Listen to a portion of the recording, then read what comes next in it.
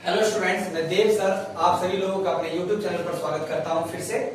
आज हम साकिर अहमद बुक के चैप्टर का नाम है प्रॉब्लम बेस्ड ऑन ट्रेन के क्वेश्चंस को क्रम वाइज सॉल्व करेंगे। ठीक है, पहला क्वेश्चन हमारे बोर्ड पर है, चलिए देखते हैं इसको। एक ट्रेन जिसकी रफ्तार 72 किलोमीटर पर आवर है, एक रेलगाड़ी है जिसका जो चाल है जिसकी जो चाल है वो 72 किलोमीटर पर आवर है, यानी गाड़ी की स्पीड है 72 किलोमीटर पर आवर, जो 200 मीटर लंबे यानी इसके आगे एक प्लेटफॉर्म है, गाड़ी किसी प्लेटफॉर्म से गुजर रही है, स्टेशन के प्लेटफॉर्म से, प्लेटफॉर्म की लंबाई बताई गई है 200 मीटर है। ठीक है, को 22 सेकंड में पार करती है, जो 200 मीटर लंबे प्लेटफॉर्म को 22 सेकंड में पार करती है। टाइम दिया गया है कि ये गाड़ी 22 सेकंड में उस प्लेटफॉर्म को पार कर जाती है। तो ट्रेन की लंबाई बताइए। तो ट्रेन का लेंथ आपसे पूछा गया, तो डाटा यही था कि एक रेलगाड़ी है जिसका स्पीड दिया गया है 72 किलोमीटर पर आवर, जो एक प्लेटफॉर्म जिसकी लंबाई 200 मीटर है उसको पार कर जाती है 22 सेकंड में। चलिए ठीक है, पूछा गया है ट्रेन की लंबाई बताएं, ट्रेन की लंबाई। तो हमने आपको कंसेप्ट में सिखाया है, इससे पहले हमने एक वीडियो अपलोड किया है जिसमें सारे कंसेप्ट को हमने बता दिया है। अगर आप उस वीडियो को नहीं देखे हैं तो डिस्क्रिप्शन में जाकर लिंक से आप उस वीडियो को पहले देख लें, जिससे आपका कंसेप्ट क्लियर हो जाए। चलिए 72 को 10 से गुना करेंगे, मैंने वहां बताया है, तो 720 मीटर आएगा 36 सेकंड में। ये एक रिलेशनशिप आता है जो कि हमने ट्रिक आपको बताया था। ठीक है, आगे बात करते हैं कि 720 मीटर चला गया 36 सेकंड में। ठीक है, तो यहां बताया गया ट्रेन जो है वो 22 सेकंड में प्लेटफॉर्म को पार कर जा रही है, तो लिखेंगे क्योंकि 36 सेकंड में 720 मीटर अगर है तो आप हमें बताइए कि 22 सेकंड में कितना निकलेगा, जो 22 सेकंड में जो पार कर रही है। तो 720 बटा 36 गुना 22 करेंगे, 36 गुना 72 20 हो जाएगा, 2 दूनी 4, 2 दूनी 4 और 440 मीटर। अब आप सोच रहे हैं 440 क्या है। देखिए आपको बताया गया था कि जब कोई भी रेलगाड़ी किसी प्लेटफॉर्म को पार करती है तो डिस्टेंस के लिए हमने क्या कहा था कि ट्रेन की लंबाई और प्लेटफॉर्म की लंबाई दोनों को ऐड करेंगे। तो आपका ये जो 440 आया है, ये 440 है क्या, तो ये L प्लस P ही है, मतलब ट्रेन की लंबाई भी उसमें है और प्लेटफॉर्म की लंबाई भी है 440 जो ये निकला है। तो अब देखिए आप L रहने दीजिए और P की वैल्यू यानी प्लेटफॉर्म का वैल्यू आपका दिया गया है 200, तो 440, अगर L निकालेंगे तो 440 में 200 माइनस कर देंगे तो कितना हो जाएगा, 240 हो जाएगा। ये हो गया आपका आंसर, यानी गाड़ी की लंबाई कितनी है, 240 मीटर है। ठीक है, चलिए अब आते हैं, यहाँ पर ध्यान ये रखना है कि जब कोई भी रेलगाड़ी किसी प्लेटफॉर्म को पार करेगी तो दोनों का लेंथ पार कर रही है, 22 सेकंड में दोनों का लेंथ पार कर रही है, इसलिए 22 सेकंड में 440 अगर आता है तो दोनों आएगा, और एक पता है तो एक आप निकाल लेंगे। चलिए क्वेश्चन नंबर 2 पे आते हैं। इसमें बताया गया कि रेलगाड़ी जो है उसकी चाल दी गई है 60 किलोमीटर पर आवर, यानी एक रेलगाड़ी जिसकी चाल दी गई है 60 किलोमीटर पर आवर, एक सिग्नल को और 250 मीटर, एक सिग्नल को पार कर रही है और 250 मीटर लंबा एक प्लेटफॉर्म है उसको भी पार कर रही है। सिग्नल को पार कर रही है 12 सेकंड में और प्लेटफॉर्म को पार कर रही है 27 सेकंड में। तो बताना है रेलगाड़ी की लंबाई। तो आपको देखिए ध्यान में रखना है, रेलगाड़ी की लंबाई पार बताना है, तो एक सिग्नल को पार कर रही है, फिर बाद में बताया गया एक प्लेटफॉर्म को पार कर रही है। सिग्नल को पार करने में समय बताया गया 12 सेकंड, इसे पार करने में 12 सेकंड और प्लेटफॉर्म को पार करने में 27 सेकंड। ठीक है, बोला गया रेलगाड़ी की लंबाई बताइए। चलिए देखते हैं, हम पोल से भी क्वेश्चन बना लेंगे और अगर चाहेंगे तो प्लेटफॉर्म से ही बना लेंगे। तो पोल से बनाएंगे तो ज्यादा जल्दी क्वेश्चन बनेगा और आसान बनेगा, जल्दी हो जाएगा, उसकी जरूरत नहीं है हमें। सिर्फ 10 से गुना करेंगे तो 600 मीटर आ जाएगा, और 600 मीटर कितना होता है, 36 सेकंड। यानी लॉजिक हमें यही मिला कि 36 सेकंड में 600 मीटर का लेंथ हमें मिल रहा है। तो हमें 12 सेकंड में अगर ट्रेन की लंबाई निकालना है ना, तो पोल कितने समय में पार कर रही है, 12 सेकंड में। तो आप यहाँ से 12 सेकंड निकाल लीजिए, 600 बटा 36 गुना 12, 12 तिया 36 और 3 से काट दिए तो 200 आया, यानी कि 200 मीटर आ गया। ये 200 मीटर क्या है, ये ट्रेन की लंबाई ही है। अगर कोई 27 सेकंड में निकालेगा तो फिर ट्रेन की लंबाई और प्लेटफॉर्म दोनों आ जाएगा और फिर आपको प्लेटफॉर्म को माइनस करना पड़ेगा, तो उतना आगे जाने की जरूरत नहीं है। सिर्फ एक पोल को पार कर रही है 12 सेकंड में, आप 12 सेकंड में जो भी निकालेंगे वही हो जाएगा ट्रेन की लंबाई। ठीक है, तो चलिए इसे आप लोग नोट डाउन करेंगे। चलिए अब देखते हैं क्वेश्चन नंबर 3 को। क्वेश्चन नंबर 3 में क्या कहा जा रहा है, अच्छे से सुनेंगे क्वेश्चन को। एक रेलगाड़ी एक सिग्नल पोल को 11 सेकंड में पार कर जाती है। ये हो गया आपका पोल। इस पोल को एक रेलगाड़ी जो इधर से आ रही है वो टाइम बताया गया है कि 11 सेकंड में पार कर जाती है।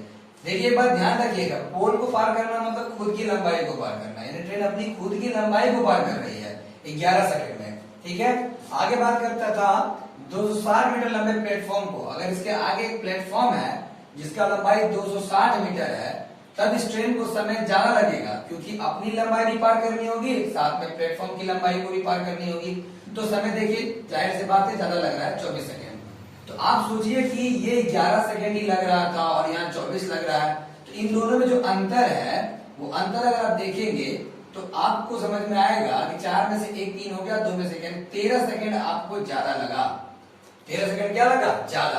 तो 13 सेकंड ज्यादा क्यों लग रहा है? क्योंकि इस प्लेटफॉर्म पे आ जाने के कारण 13 सेकंड ज्यादा लग रहा है। तो एक रिलेशन आपको मिल गया कि 260 मीटर जब बढ़ता है तो 13 सेकंड आपको ज्यादा लगता है। एक रिलेशन मिल गया, संबंध मिल गया। तो आपसे पूछा गया कि बताइए कि 260 मीटर 13 सेकंड दिख रहा है, तो अब अगर कहा जाए आपसे कि ट्रेन की लंबाई बताइए क्या होगी, तो जो ट्रेन 11 सेकंड में तय करेगी वही तो ट्रेन की लंबाई होगी। यानी हम लिखेंगे कि 13 सेकंड में 260 मीटर, तो आप बस 11 सेकंड निकाल दीजिए, आंसर आ जाएगा 260 बटा 13 गुना 11, 13 गुना 26, यानी 11 गुना 22। यानी ट्रेन जो है वो 260 मीटर की है बस। इन दोनों का जो अंतर था वो 13 सेकंड था।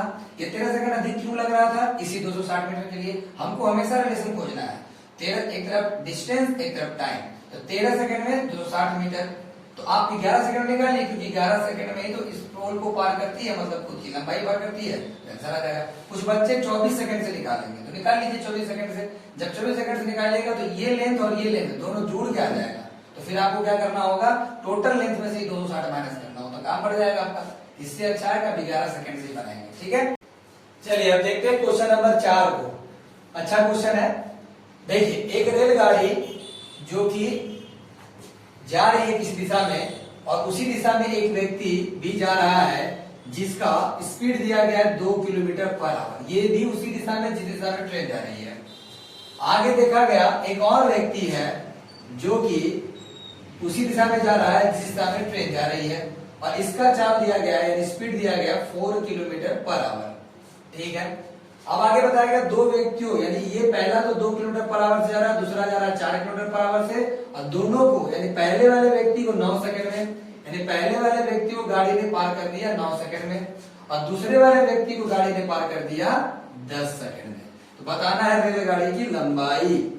ठीक है, चलिए देखिए लंबाई तो नहीं पता है, मान लेते हैं L है। ठीक है, और गाड़ी की स्पीड भी नहीं पता है। ठीक है, इसे x मान लिया जाए। आप लीड फॉर्मूला जानते हैं, टाइम बराबर डिस्टेंस बाय क्या होता है? स्पीड। देखिए जब कभी भी गाड़ी किसी व्यक्ति को पार करेगी तो आपको बताया गया था कि जब किसी भी व्यक्ति को पार करती है गाड़ी तो फिर वो अपनी खुद की लंबाई पार करती है, यानी डिस्टेंस की जगह पे आप L ले लेंगे। ठीक है, और स्पीड की अगर बात करें, स्पीड क्या होगा? तो दोनों सेम डायरेक्शन में जा रहा है। जब दो लोग सेम डायरेक्शन में होते हैं, चाहे दो ट्रेन सेम डायरेक्शन में हो या कोई ट्रेन और कोई व्यक्ति उसी डायरेक्शन में जा रहा हो, जब सेम डायरेक्शन में होता है ना तो स्पीड में क्या लेते हैं? रिलेटिव लेते हैं। पढ़ाया गया है बेसिक वीडियो में, वहां पर जाके देख लेंगे। रिलेटिव स्पीड लेंगे, तो रिलेटिव स्पीड मतलब सापेक्ष चाल। तो वो क्या होता है? तो ट्रेन की स्पीड में से इसके स्पीड को माइनस कर लेते हैं। ये हो गया। अच्छा, कितने देर में पार कर रही है? 9 सेकंड में। चलिए 9 सेकंड हो गया। अब एक बात और ध्यान रखेंगे, ये किलोमीटर पर आवर में है तो 5/18 से गुना कर लीजिएगा तो हो जाएगा मीटर पर सेकंड में, क्योंकि यहाँ टाइम सेकंड में है तो ये मीटर पर सेकंड में होना चाहिए। यानी एक बात यहाँ ध्यान रखेंगे, किलोमीटर पर आवर से अगर मीटर पर सेकंड में जाना है तो 5/18 से गुना करना होगा, ऐसा बताया जा चुका है। ठीक है, चलिए यहाँ से L निकालते हैं। L क्या निकला? x - 2 इंटू 5/8 इंटू हो गया 9। ये L निकल कर आ गया। ये ध्यान रखिएगा डिस्टेंस की जगह पे L ही लेना है, क्योंकि किसी व्यक्ति को पार करने का मतलब होता है ट्रेन अपनी खुद की लंबाई पार करती है। मैं बार बार इस बात को बता रहा हूँ, ध्यान रखिएगा। ठीक है, अब बात करते हैं अगेन इसके लिए बात करते हैं, किस व्यक्ति की बात होगी, इसके लिए बात करते हैं।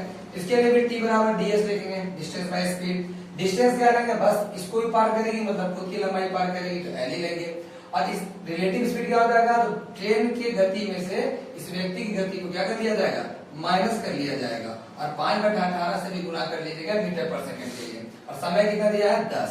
अब फिर आप यहाँ से L फाइंड आउट कीजिए, तो x माइनस 4 इंटू 5/18 साथ में मल्टीप्लाई हो जाएगा 10 नंबर को, यानी क्रॉस मल्टीप्लिकेशन करना है। ठीक है, चलिए दोनों तरफ से देखिए, यहाँ से भी L आया, यहाँ से भी L आया, अकॉर्डिंग टू क्वेश्चन अगर देखा जाए प्रश्न के अनुसार तो दोनों L का ही वैल्यू है, ये दोनों बराबर, ये दोनों भी आपस में क्या होगा, बराबर।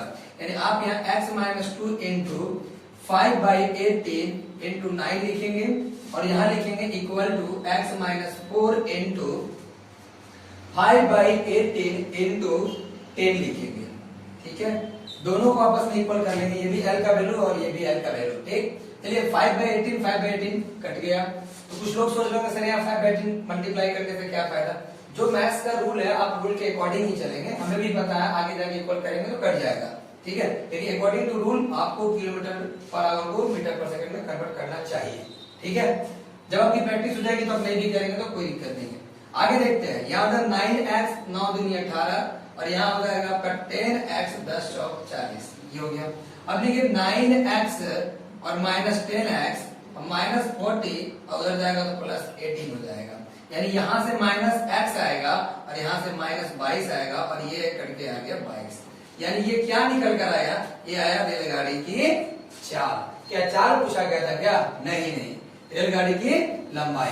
यानी लंबाई निकालने के लिए आपको यहाँ पुट करना होगा, इस जगह पे क्या करना होगा, पुट करना होगा। तो लंबाई आप कैसे निकालेंगे, तो इस जगह पे चाहे यहाँ पुट कीजिए चाहे यहाँ पुट कीजिए, चलो नीचे वाले में पुट कर देते हैं, आंसर आ जाएगा 22 माइनस 4 गुना 5/18 गुना करेंगे 10। तो 22 में से 4 जब माइनस होगा तो 18 आएगा, अब 5/18 करेंगे और 18 और 18 कट करेगा और यहाँ 10, यानी 10 को 5 से गुना करेंगे तो आ जाएगा 50 मीटर। यानी गाड़ी की लंबाई कितनी थी, 50 मीटर। ठीक है, तो आप इसे नोट डाउन करेंगे।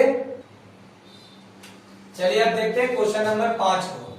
एक रेलगाड़ी जो कि 60 किलोमीटर पर आवर की चाल से चलकर, यानी एक रेलगाड़ी है जो 60 किलोमीटर पर आवर की गति से जा रही है, 170 मीटर लंबी दूसरी गाड़ी को जो विपरीत दिशा से आ रही है, यानी ये इधर से जा रही है तो अगली गाड़ी इधर से आ रही है और उस गाड़ी की लंबाई पता है 170 मीटर है और साथ ही साथ गति भी पता है, गति कितनी है 80 किलोमीटर पर आवर।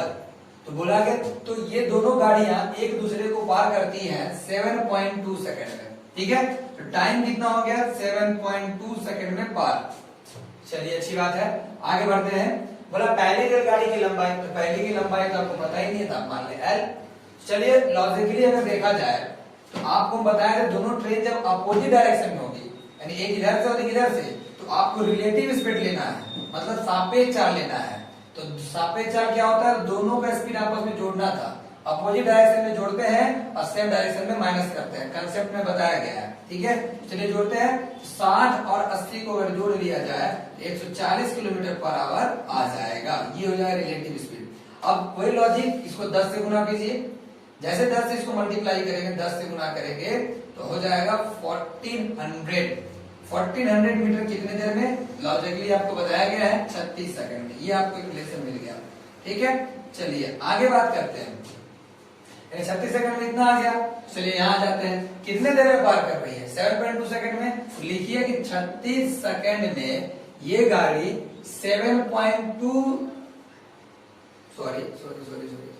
36 सेकंड में क्या है, 36 सेकंड में ये गाड़ी 1400 मीटर जाती है, ये हिसाब किताब है।